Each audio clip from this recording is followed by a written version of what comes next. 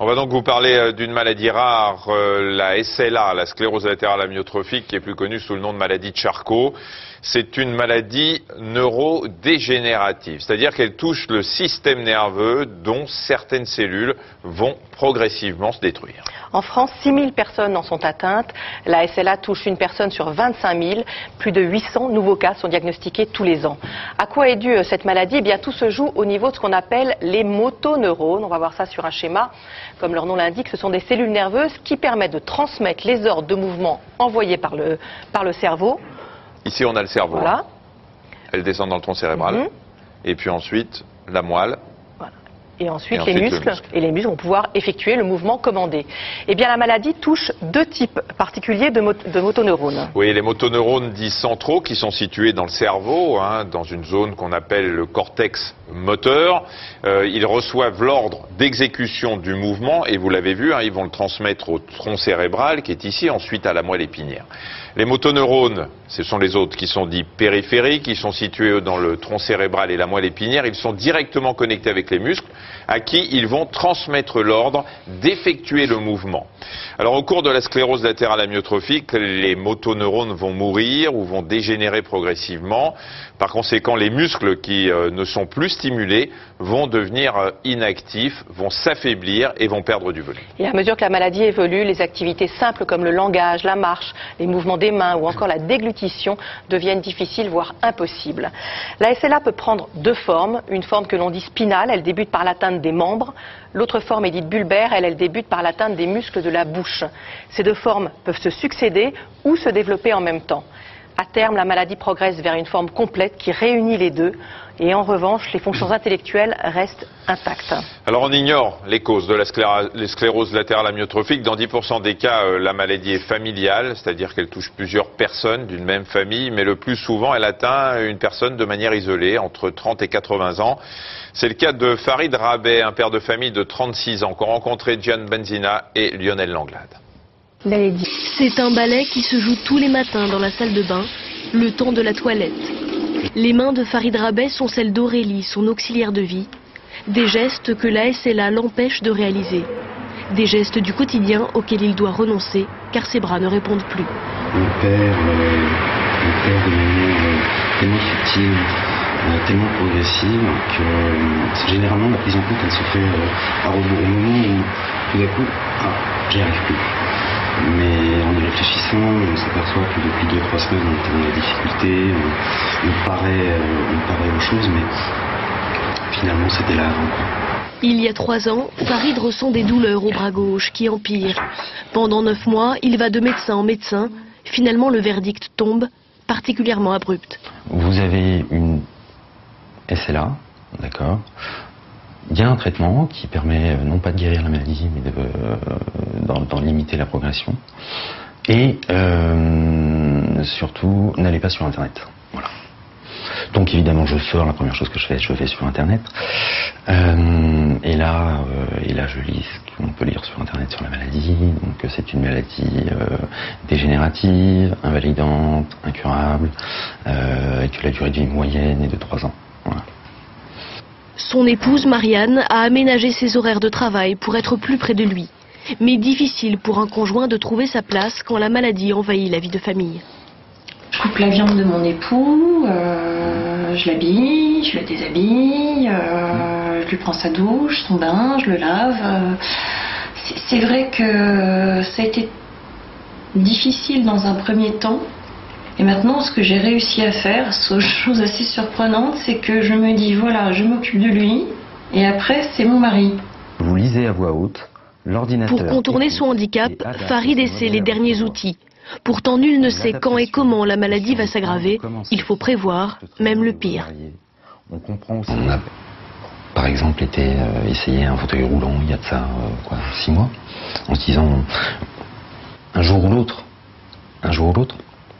Donc il fallait tester. Alors c'est curieux ce sentiment-là de se mettre dans un fauteuil roulant alors que ses jambes vont bien, que l'on marche, qu'on court même.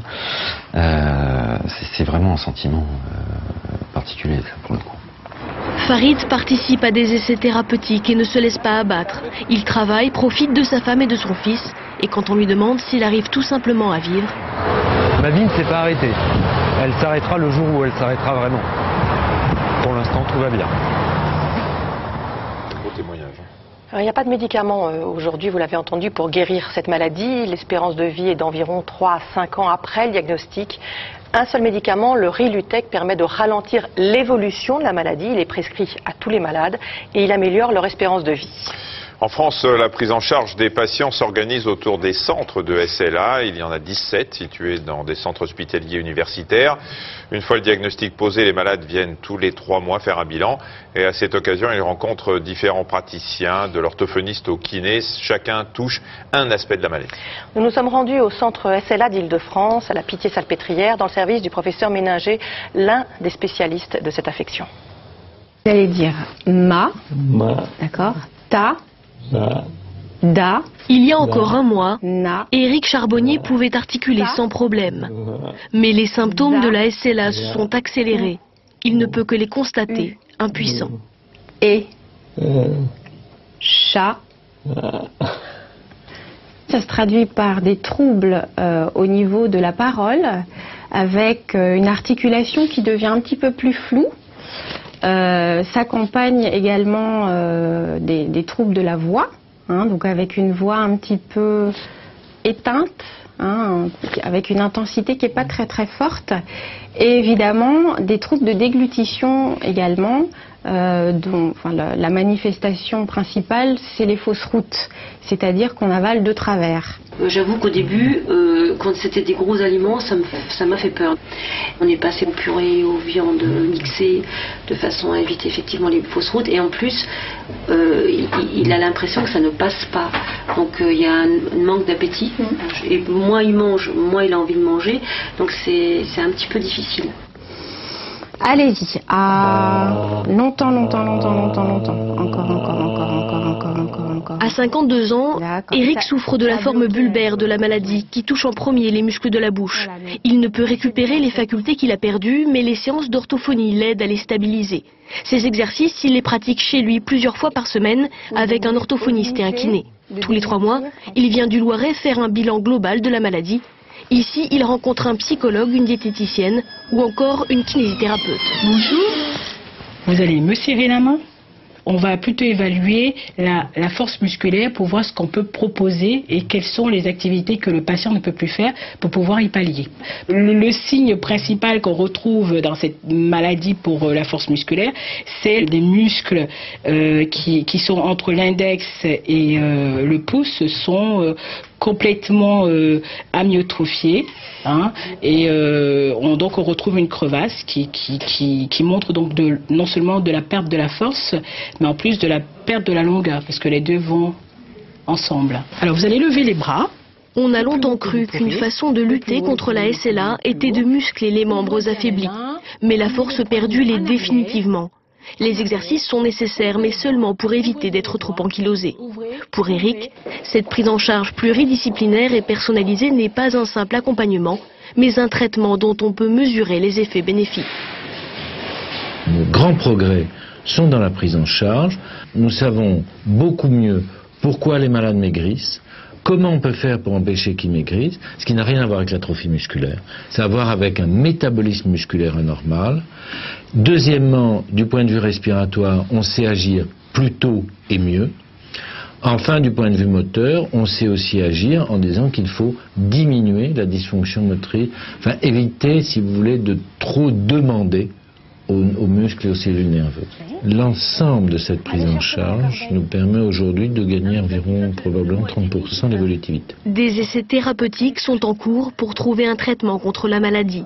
En attendant, de nombreux outils aident les malades à retrouver la voix et le sourire. Sachez enfin que la prise en charge à domicile est essentielle pour les malades. C'est pourquoi des réseaux SLA commencent à faire leur apparition pour faciliter son organisation. Il y en a 2, un à Paris, l'autre en région PACA. Pour plus d'informations, n'hésitez pas à vous rendre sur le site de l'association ARSLA qui réunit les familles de malades et les spécialistes de la maladie. Vous avez les coordonnées www.ars-asso.com. C'est la fin.